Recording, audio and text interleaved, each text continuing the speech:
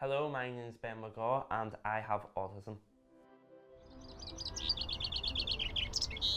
I find it quite difficult to express how I feel without having conflicting thoughts about how I'll be interpreted.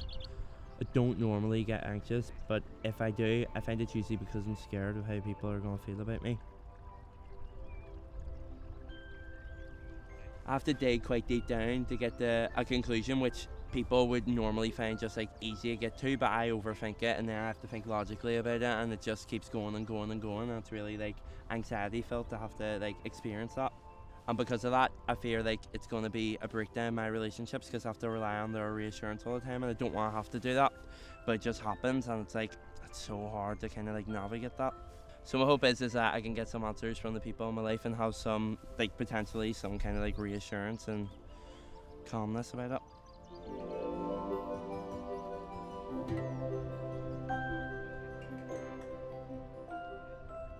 I was quite young when I got diagnosed with autism and was quite oblivious to it and had no idea about the process.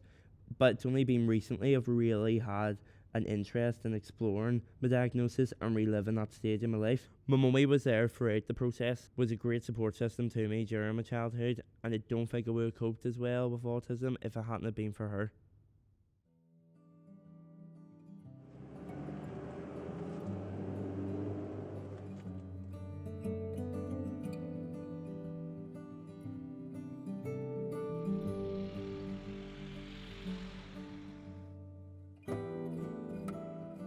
Right, so give me the details. How was I diagnosed? So you had delayed speech and you went to playgroup and they noted it, referred it on. So by the time you were at nursery, Mm-hmm. the educational psychologist came in and observed you in the classroom. Um, and they said, yes, there are a few wee issues there. Mm-hmm. You didn't like the noise Noise. level in the nursery. It was too much for you to cope with and you used to cry every morning. Then you were referred on to the autism unit, and they sent out a questionnaire about all different things, textures, sensations, noises, things like that. Okay. And they did different things with you, like they rang a wee symbol beside your ear and you grabbed your head and went to the side like it was almost painful for Yeah. you. They did different things with the toys, different scenarios, just to see if you had empathy and different stuff like that. They came back in and said, yeah, we think Ben has autism, and they talked me through why.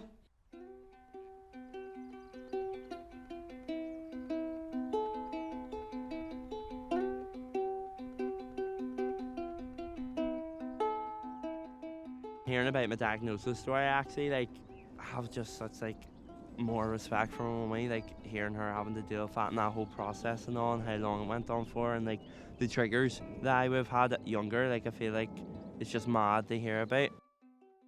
I think the real turning point was when I started volunteering when I was 16. I met loads of new people, started to develop social skills, started to develop communication way better, started to kind of be able to take a step back and assess what kind of person I am and have become from then.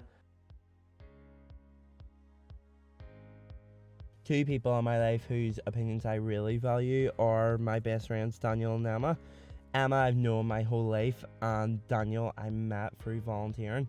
I think it'll be really interesting to see what they think about my diagnosis because I've never actually really had that discussion with them, and I'm really intrigued because I don't really know how people feel about it in general, and I'm very self-conscious about it most of the time, so it'll be nice to see what they have to say.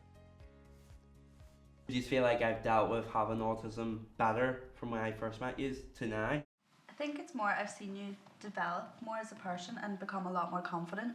You're more open about things that have bothered you in your autism. Certain triggers that you might have or anxieties that you might have, you're a lot more open about it compared to when you were younger.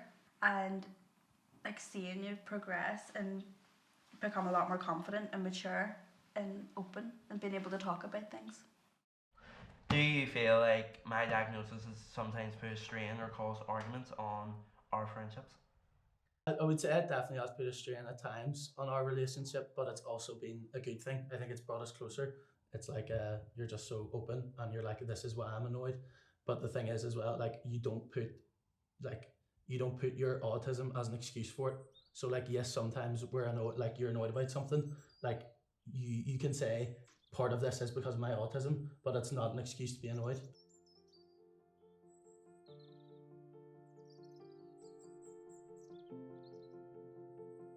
Before talking with Emma and Daniel, I was quite like paranoid about like how people would think of me, but I think like from what I've learned from that conversation is that I am okay, and I'm quite grateful for the fact that I did speak to them, because it also makes me like reflect on how much people I have around me and how good of friends they are as well.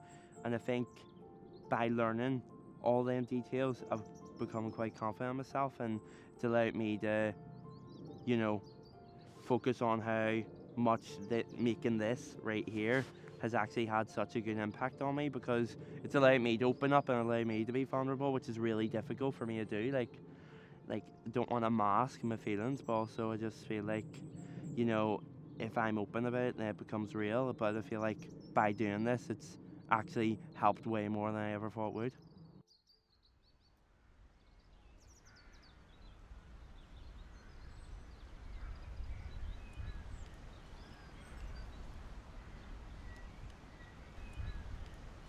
Coming into this film, I don't think I would have known how much it would benefit me, and it has like tremendously. And it's nice to like be able to use my passion for film and use it in a way for good for myself mostly, because like learning about myself and learning about all this has made me more confident and made me open up. And I didn't think it would have that much of an impact as it does, but I think how much knowledge I've gained from it and how much like excitement as well, because now I feel like I'm open to myself, and I feel like confronting that thing that was always kind of holding me back, not being honest, has been nice to get that.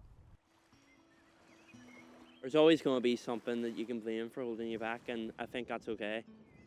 I feel like most of the time I'm not entitled to my reactions because I have a diagnosis, and therefore I'm not a real person. I've learned that understanding myself is the key, and I feel like that's going to be the way I have to be from now on. I can't stop myself from experiencing the things I want to, just because I have a certain anxiety about how I'm going to be interpreted all the time. I have loads of relationships, people I love and people that love me, and so therefore I don't think I would change my diagnosis, because that's the way I am, and I think people love me for that. I love the honesty and the confrontation I have with myself, because therefore I can navigate how I am around people and how I'm going to be from now on.